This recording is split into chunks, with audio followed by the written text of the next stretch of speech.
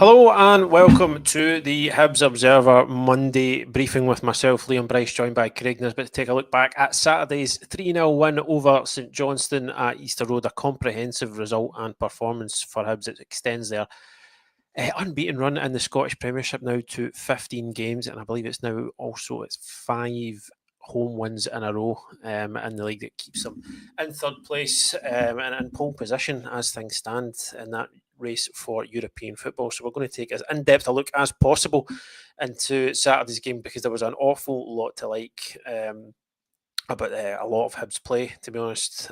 David Gray described it afterwards as a complete performance and that he couldn't really ask for any more. Goals from Junior Hoylett, Martin Boyle, and then a penalty from Kieran Bowie in stoppage time that kind of added the necessary gloss so that the result actually reflected how the game panned out. Craig, thanks as always for joining us. Welcome back after the international break. How are you? Good. It was a bit of a disappointing international break, so it's good to be back with Hibs and some positivity. Yeah, I know. I feel like last season the international breaks offered a wee bit of respite from how things were going at Easter Road. So now that's flipped on its head. So long may that continue. We'll get stuck into the game in just a moment, folks. But before we get started, as always, a word for our sponsor, the Hibs Observer, is brought to you by S1 Jobs. If it's time to hand in your transfer request, then head over to s1jobs.com and upload your CV today. With thousands of jobs across Edinburgh and the surrounding area, you'll find the one at S1 Jobs. So start your search today. So, right, let's get into Saturday's game. It was just one change from the team that drew one each with Kilmarnock before the international break. David Gray bringing in Mikola Kukarevich for Kieran Bowie. But apart from that, it was as you were. We spoke quite at length, I think, in the last analysis video about how we quite like that midfield setup, and we got to see it again. It was Dylan Levitt, Triantis, and Junior Hoylett, Lewis Miller back in at that right centre back role, which he seems to be quite well suited to. You can see that it allows Chris Cadden to push on. This is just a passing network from the game. Shows you the kind of positions that players took up when they received and played passes. The lines between. The thicker the line obviously means the more passes exchanged between players, so you can see a lot of connections here. Perhaps the majority of the ball, the majority of the play, pretty much from start to finish. I felt St Johnstone had very, very little in the game. We'll get to that. But even just to take it back to the team selection, Craig, I mean, it was, I suppose, maybe a wee bit of a risk from David Gray naming Lewis Miller, Rocky Bashiri, Triantis and Martin Boyle all in the team, considering I know Triantis didn't play when it away with Australia, but there was still the effects of the travelling, the time zone shift, the lack of sleep. So there was a lot of 4 guys in that that starting lineup who covered a lot of miles and played a fair amount of minutes during the international break. Yeah, no, I did. It was funny before we always try and predict what we think the team will be, and I did wonder if any of that would have a bit of an impact, but. I think the form that everybody's in, and obviously there were some good performances from Boyle and Miller when they were away on international duty as well, and Rocky playing as well. So I think they just seem to be riding that wave of confidence at the moment as well. And I'm sure Triantis was probably disappointed to travel that distance and not get any game time or things like that. But again, it was a positive step for him as well. So yeah, I think they obviously would have been. We know that the coaching staff and they look after the players, and they're very. They take their time when bringing them back from injury, and they're quite methodical in that way. So I would imagine that they checked the players when they came back, and they're just being so much confidence right now. And I think this home game against Johnstone, where they are in the league, and the fact that a 3 points pretty much secures that top 6 finish. Hopefully that they would have been itching to play, and then I suppose the only thing was about Kukarevich starting, which is a bit of a surprise, in terms of that. But, when I was walking to the game, I thought, well, I suppose maybe giving Kukarevich a run, starting off the game and bringing Bowie on, again, him the last half an hour to put himself about is maybe not a bad option to have, depending on how the game's going. And it sort of panned out like that. Obviously, he got the penalty, but he also had a good chance as well. And they are still managing his returns. So I felt for Kukarevich during the game because he had some big chances and stuff, but he still put in an absolute power of work when he was up there. He does. I'm glad you said that actually, because I think it is worth mentioning. He missed the chance. He had a couple. He won the second half. That he was a bit unlucky with the corner, which we'll get to. But obviously, it was that kind of where the ball's come. It's dropped right in front of him, kind of possibly left less than 6 yards out. But you're right. He puts in a real shift, doesn't he? He's not the type who kind of retreats into his shell almost if it's not going from. He puts in a lot of work. So before we move on, was there anybody you were, particularly where we've got the team in front of us? Anybody you were particularly impressed with? I know there's a few obvious candidates, but yeah, no, just what you were saying is what we said for the Kilmarnock game, that we liked Levitt and Triantis together. They worked really, really well, really complemented each other in the middle, and I thought they did that again in the game, just when we had the opportunities to build up, and just the way that we pressed, which we'll get into. Hoylett almost joined Boyle and Kurevich as like a front three in terms of pressing, which was really effective. But I actually thought, apart from Hoylett, obviously who steals the headlines, and rightly so, I actually thought Rocky was brilliant as well. I thought just the way he marshals the line and the way we play a really high line. For those who are at the game, it maybe doesn't come across on the TV as much, but if you're at the games, you can see that we are playing a really high line, and Rocky's really key to bringing everybody up. And he got a bit of a challenge in the second half when St Johnstone made some changes, and I just thought he rose to it. And even for the third goal, the way we'll get into that, when he wins the ball and drives forward and things like that as well. So I thought, even though it was more of an attacking day in terms of the performance, I thought he was outstanding. yeah, I absolutely agreed with that. So that you can see here, yeah, flat line. I know. I deliberately didn't show you this before we came on because I knew you would. Because I had a wee chuckle when I seen it at first. Yeah, a complete, almost. I mean, you can see it right at the end there. I can't even remember what that wee uptick even refers to be honest. Almost a complete flatline from St Johnstone in terms of expected goals. Hibs, you can see once they kind of got to grips with it, I think after the first goal really, you can kind of see where it was sort of. We'll talk, kind of practically through the goal, but you can kind of see where Hibs were just keeping it alive, and then it eventually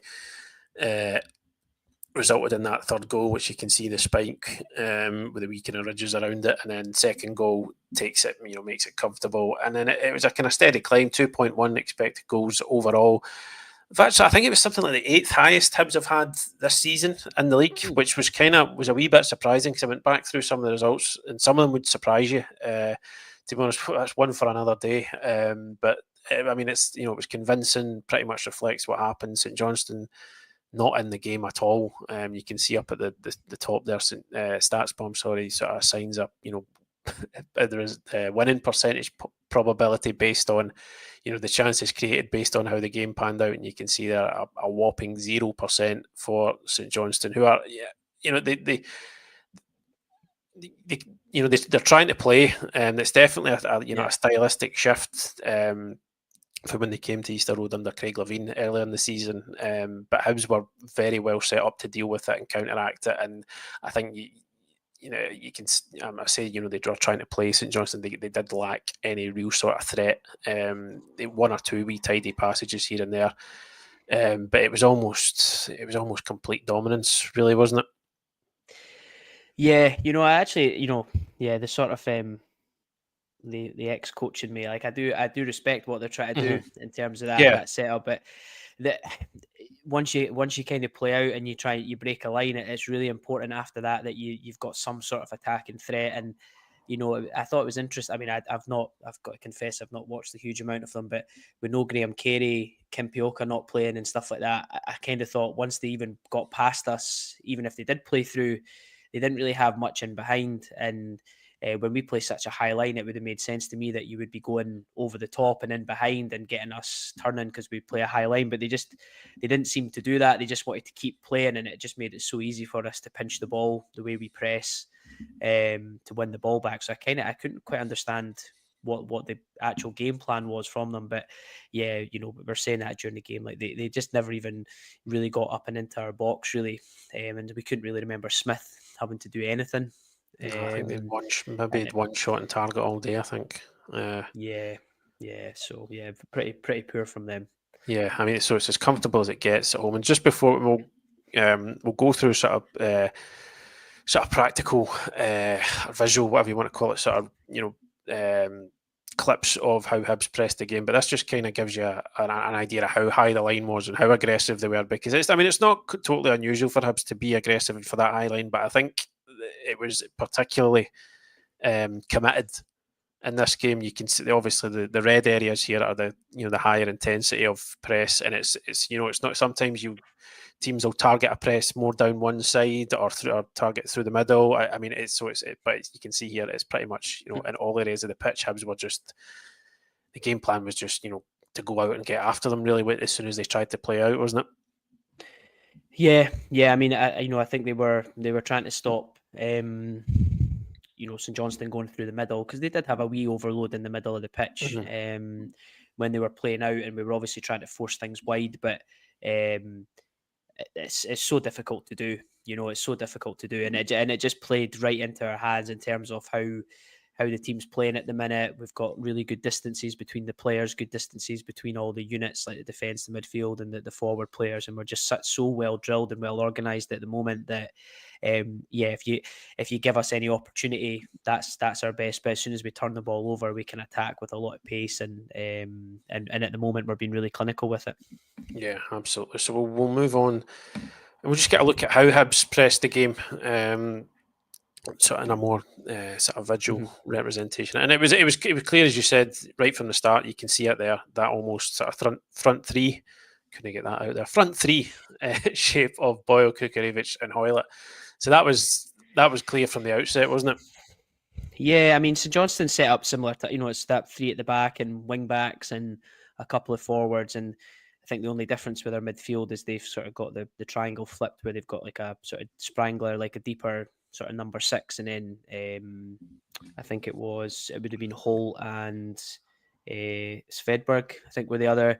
But they almost played quite advanced as a 10 and an 8.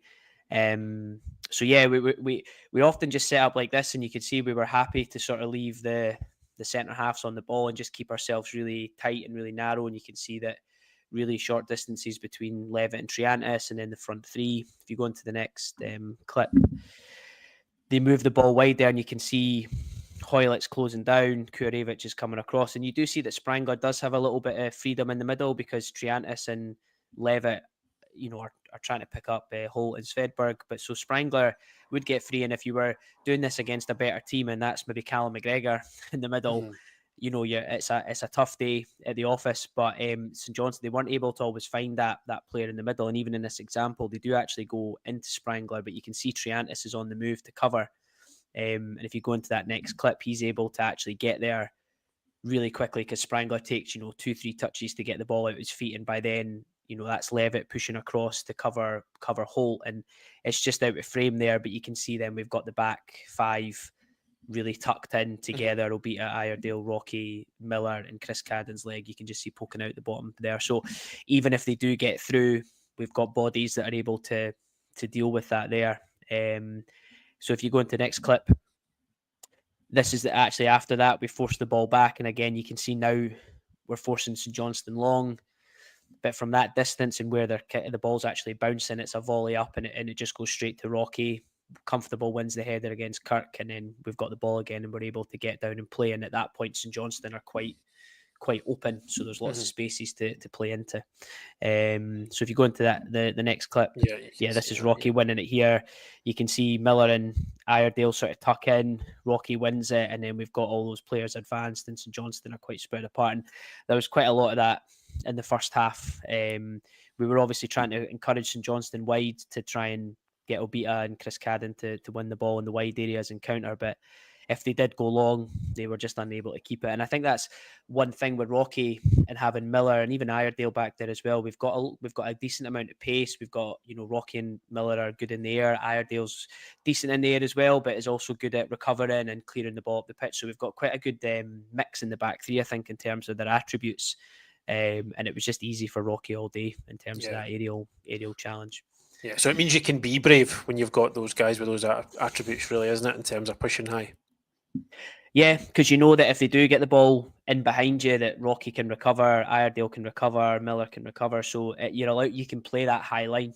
It is slightly different. I think if you play, O'Hora in there, and we'll see what Ekpiteta's like when he comes back and starts to play again. But at the moment, that balance of the three is working really well, and it's the same with Beta and Chris Cadden as well. They can naturally come and tuck in as well, both being sort of fullbacks by trade. So, that was really, in terms of our press, it was like that. And there's a few more examples, because a lot of it comes like there's more pressing that leads to the goal. So we'll cover that in a minute. But just on the build up, it's similar beats to last week in terms of you can see St Johnstone there sort of set up in that like sort of 5-3-2, which quite a lot of teams do against us. But their press was really poor, wasn't really effective at all. And you can see, we talked about last week, Levitt was often dropping in to make like a back four almost, so that we could push Iredale and Miller into sort of fullback roles and get them stepping forward. So I've highlighted Hoylett as well, because he obviously is our number 10, but he was picking up that position on the left. So if you go into the next clip,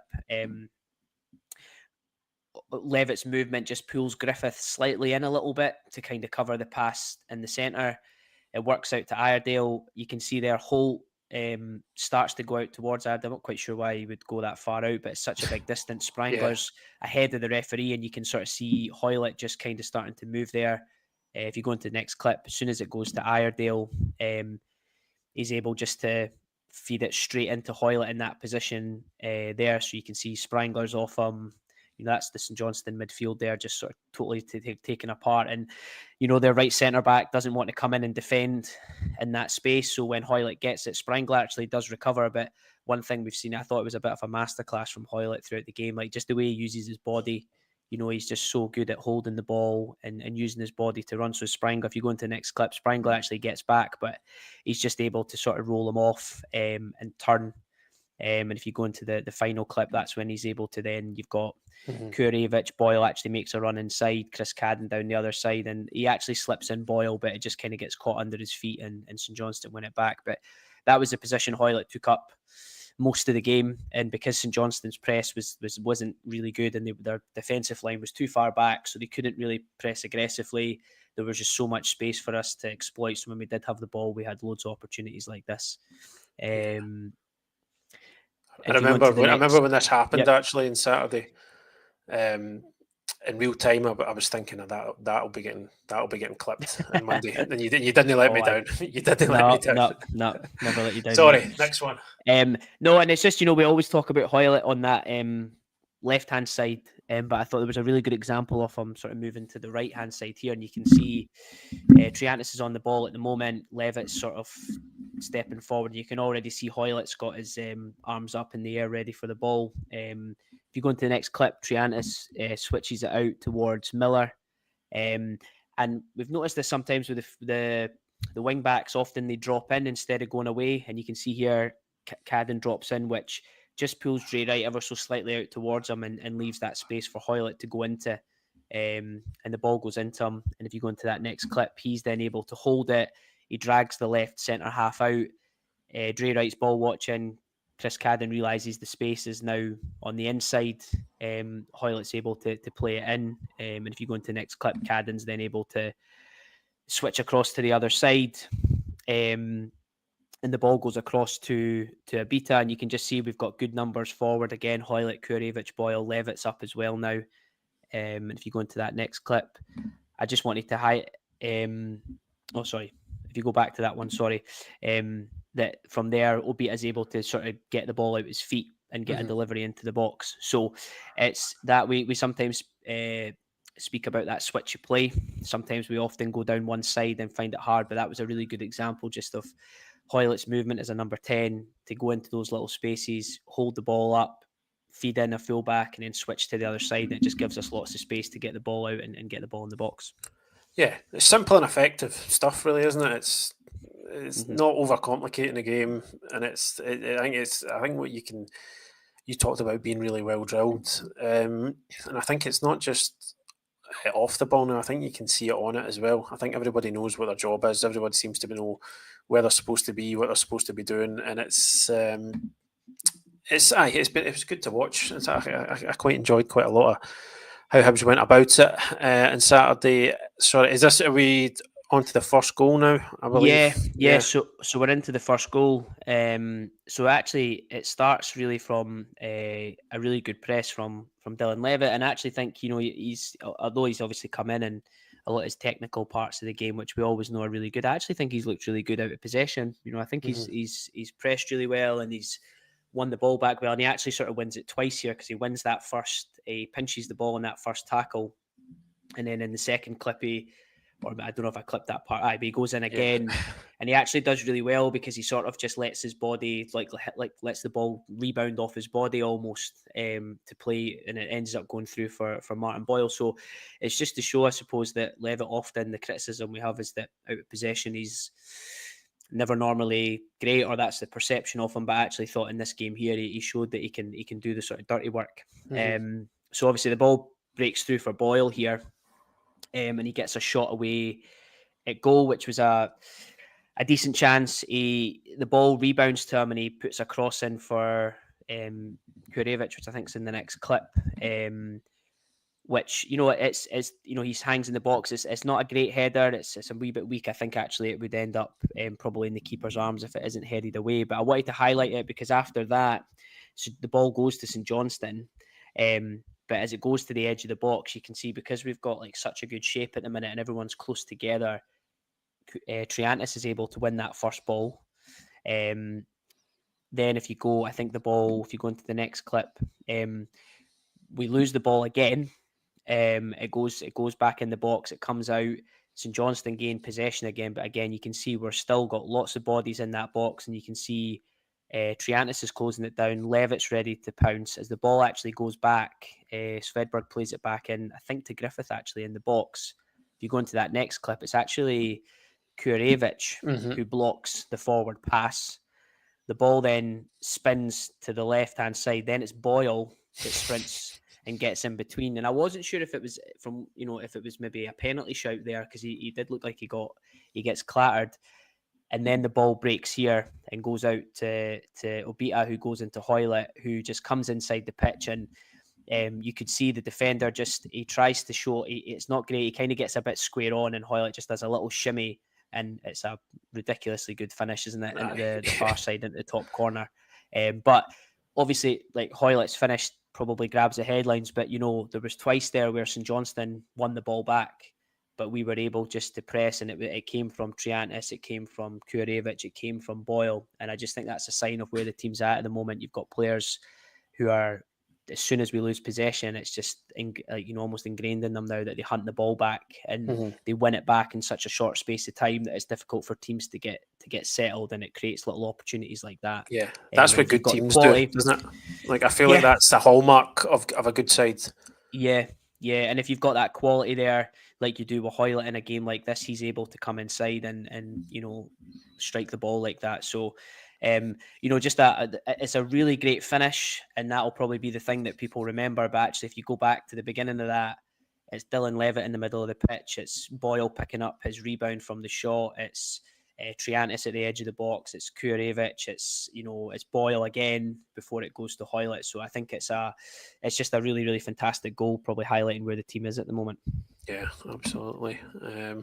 And are we on to the second goal now? Because this is again, comes from the front. It's a very long set of clips here because the second goal, it does actually stem from like this sort of pressure. And actually the goal, I don't know if you noticed this, but the second goal is actually after Kurevich misses the volley in the 6-yard box. It comes straight from that goal kick. So it's a little bit about that. You can see actually here we've changed things a little bit it's actually Hoylett who's in the centre and Kurevich is in the left. And that's important because from the upcoming goal kick, this is how we set up. And it's Hoylett that ends up winning the tackle that plays in Boyle for the goal. But again, if you go into the next clip, you can see St Johnstone work the ball, Boyle pressing, Cadden coming across to press to Dre Wright. We're forcing the ball through. And unlike St Johnstone's defenders in the last clip, you can see they didn't want to really come out and defend. They didn't really want to come into that little area to defend. If you go into that next clip, I feel like guys like Miller and Iredale, they love that sort of position. They're happy to go in tight and get stuck in And you can see that sort of high line just in the background with Rocky and Iredale and Obita. But Miller wins the ball in here. The ball breaks. If you go into the next clip, it ends up going inside. And again, Hoylett's positioning's there. He plays a great little through ball for Boyle. So it's another little good counter attack. Boyle puts in the first cross, goes out the other side and into Obita. I've highlighted Hoylett again because he gets himself across the pitch, offering that extra bit of support. But Obita just goes 1v1. And again, it's nothing fancy. It's a couple of touches, takes the ball down the side and puts in a really good cross. And listen, he'll be gutted, Kurevich, and I was gutted for him because I really wanted him to get a goal. And he actually almost just tries to put, I think, too much on it. I think he tries to connect with it too much rather than just use the pace, because it's a really well whipped ball in from Obita. It's a really, really good delivery. And he actually, it's like his body shape there looks pretty good, but he just swings too much power at it. Yeah, just let it hit off you almost, is I think what the says me, who's scored about 2 goals in his entire life. Just but for Kurevich, it's obviously he'll be disappointed there, but he had a key role in that first goal in terms of his effort and his closing down. And again, he's getting himself into good positions here. You can just see he's got a real lack of confidence at the moment. But that obviously leads to the goal kick. And when you're playing out from the back, this position here from Spranger, like you're square. You don't really, I don't know how aware he is of Hoylett on his left hand side, but it's just a really risky pass in. The goalkeeper doesn't hit it with too much power either. So if you go into that next clip, once Spranger gets it and takes a touch out, Hoylett's just straight on him, and he sort of comes from his blind side, really. And it's a really good tackle, actually, because he wins it and almost plays the pass exactly the same time. Goes straight into Boyle, who I think does really well, because if you go into that next clip, Liam, he goes in 1v1 and he gets himself into this position, kind of squares the defender up, slows the ball down, then takes a little burst of pace to the right-hand side, which means that he can get the defender off balance. And it's a decent strike. I don't know if you've seen it when you watch it back. The goalkeeper's arm seems to like retract from the ball. Like it looks like he can, and then he just sort of pulls his arm away. It's quite bizarre, actually, if you watch it back. But I never noticed that. No, watch it back. It's almost like he doesn't expect the shot and just sort of falls over. But it's a really good finish, and it's good for Boyle in that position. That 1v1, just getting in there, getting that quick yard of pace, and getting the strike away early. So, a really good striker's finish from Boyle as well. And at that point, just sort of puts us in a really, really comfortable position. Yeah, I mean, it was as comfortable as you like, really. And I think David Gray said the only thing from there that maybe he would have wanted is to go in and really kind of press home the advantage. But I mean, Hibs were never really in any danger at any point. And I think 2 goals up within half an hour creates a certain cushion that you can just. I think the second half was it was well managed as well, as much as anything. St Johnstone, as we saw with the expected goals chart earlier on, were never really in it at all. The third came eventually, but we also had this wee sequence that you wanted to highlight, this wee well worked corner, because this was one off the training ground, wasn't it? Definitely. And you're right, it had a bit of a lull to it the second half, but it was we never looked in any danger of conceding, I don't think. And actually, when you highlighted the before the game, before the podcast, sorry, about the players from international duty, that is probably where Boyle and Triantis and Rocky and Iyer, they're starting to feel a bit leggy now, into that second half. So it's probably natural that the game went the way it did. And I thought Gray freshened it up at the right time. But yeah, it was a really good little routine. I mean, you can see Iredale, Triantis and Miller and Boyle are sort of pulling themselves away from the play, and Rocky arrives late in to the box and is going to be used as a bit of a screener. You can see Kurevich is just peeling off the back. Obita plays a really nice ball, well-weighted ball into Hoylett. If you go into that next clip, it's a beautiful little sort of deft touch of the outside of the right boot. And Kurevich is kind of curved in, and you can see Rocky's actually trying to, I think, stop any of the St Johnstone players coming off the 6-yard box to block. But then if you go into the final cut, Kurevich actually gets into a great position. He's away from the defender, but again, it's just that it's like when you're lacking confidence, you're probably overthinking your technique and trying to really think about getting everything behind it and hitting it cleanly, and in the end he just sort of scuffs the shot towards the keeper. But it's a great little routine, and really, really well worked, and it's just good to see us. I think that's when your team's confident. You're confident trying these types of things. Yeah. And they were just unlucky that it didn't work. But on a different day for Kurevich, it could be two good goals. I know. And I think with more game time under him, I'd like to think he'll still be able to contribute between now and the end of the season. Yeah, because he's not getting much continuity, is he? I think he's been getting a wee bit of stick, and I think there are elements of his game that clearly, do need to be improved. But it is. I don't think it doesn't matter what level you're playing. I think it's difficult when you're not getting consistency of minutes, when there's no real continuity, you're in and out. It is difficult, But I think you could see, as you've kind of highlighted a wee bit there, that maybe had just a lack of confidence in both of those finishes, just thinking about it that bit too much. And then it wasn't until stoppage time that Hibs put the icing on the cake, if you like. I mean, still look at this. You look at this here. You get into the 90th, almost 93rd minute, and look at the shape's still there. Still a lot of bodies all close together. It's that'd be the kind of thing managers enjoy seeing, isn't it? I know that's a wee bit of a cliche, but you know what I'm getting at.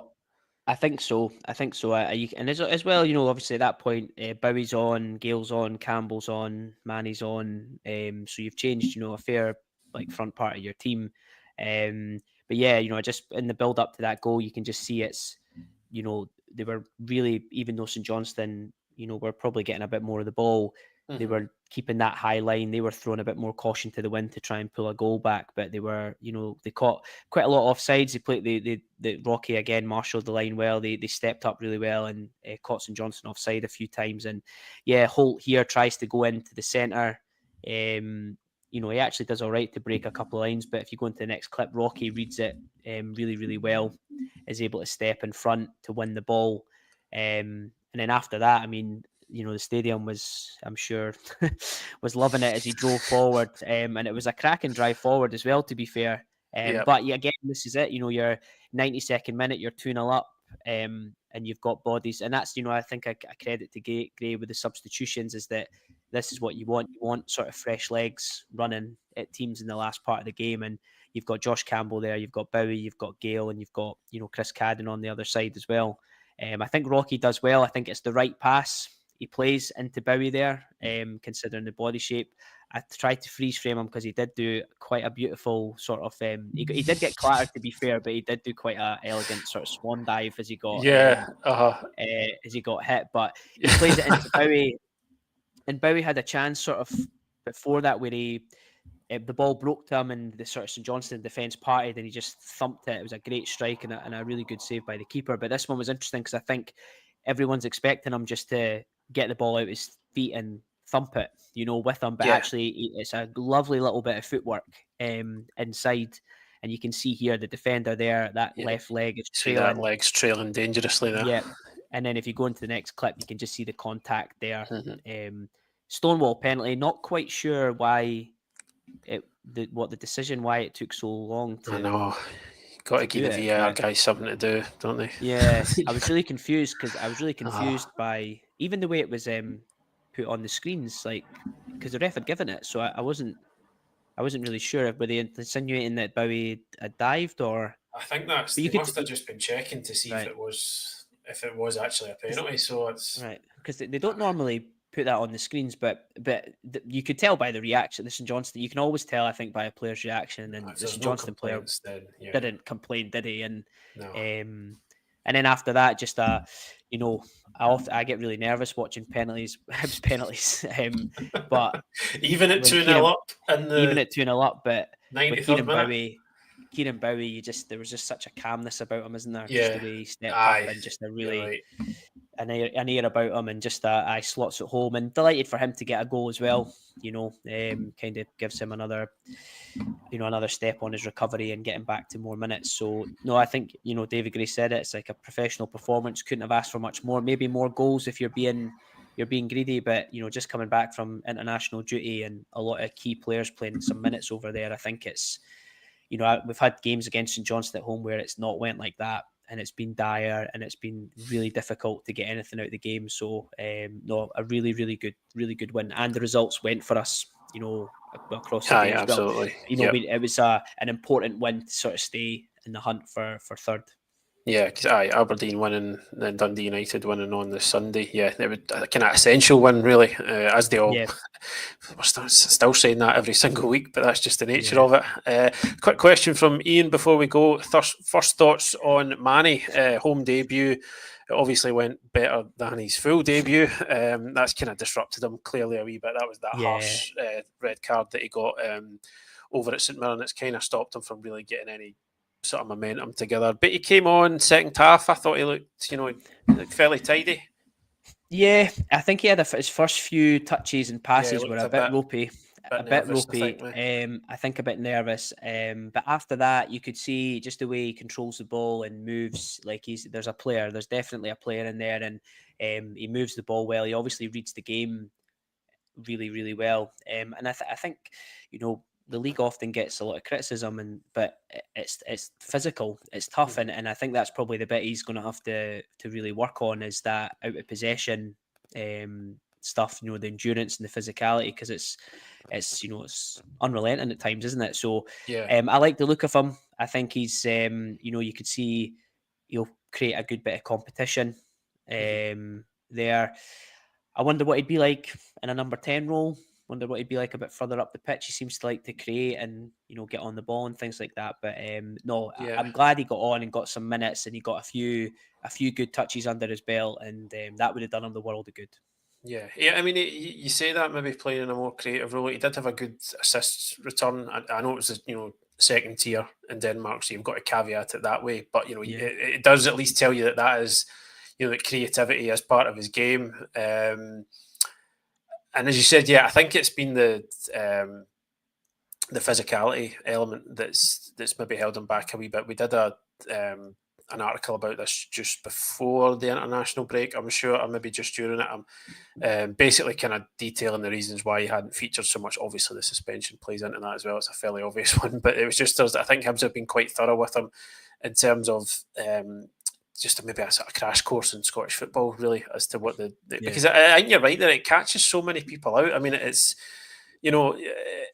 because it's unrelenting, I think is the word you used there, and I think that's the exact word to use on it. I think you have to be able to adapt to that, even if you are, as you can see with him, he looks a technically good player. He looks comfortable on the ball. I think you're right in saying you can always tell with the way that somebody moves. Where they're at sort of technical ability wise, but we've seen kind of so many times that it's not always enough in this league. No. So hopefully, as he gets more of a taste for it, we'll see more of him between now and the end of the season, I think. Yeah, and I think as well, it's this season especially. I mean, from us down, even I know St Johnstone, it was really poor from them and stuff, but they still they put themselves about, and they made it. They didn't make it super easy for us, in the game. So, even that team at the bottom of the league, and obviously that group of teams that are from third to ninth that can beat anybody anytime. I don't think there's any easy games in the league at all. I think it's always a challenge. It's always difficult, and if you need to be up to speed. And if you look at Dylan Venti, obviously saying, seen on the it's a prime example. Yeah, he's a good example. Like technically a good player. You can see he's going into, he's doing well in the Dutch league, and that's a very technical league as well. But Scottish football, it's not easy to come in and play. And there's obviously, hopefully, we'll get to see a bit more of Manny between now and the end of the season. Yeah, absolutely. I think we'll park it there for today, folks. Thanks as always for joining us. If you've not subscribed to the channel yet, but you've enjoyed this video today, please do consider hitting like and subscribe. It lets us continue to grow the channel, and you'll also get a notification every time we go live as well. We'll be back later in the week to preview Saturday's trip to Ibrox to take on Rangers, a chance for Hibs to make it 16 games unbeaten in the Scottish Premiership, the second last game before the Premiership split. So we'll have all our usual coverage on the build up into that, and then we'll be at Ibrox as well to bring you all the pre, during and post match coverage. And then Craig and I will be back at some point next week. Not quite nailed down exactly when yet. It might not be Monday next week, folks, so just keep a wee eye out for that if you are a regular viewer. But we'll bring you something no matter the result at Ibrox. Thanks, Craig, as always, for joining us. Thanks to you, folks, for joining us as well. Hope you enjoyed the rest of your week, and we'll speak to you again very soon. Cheers.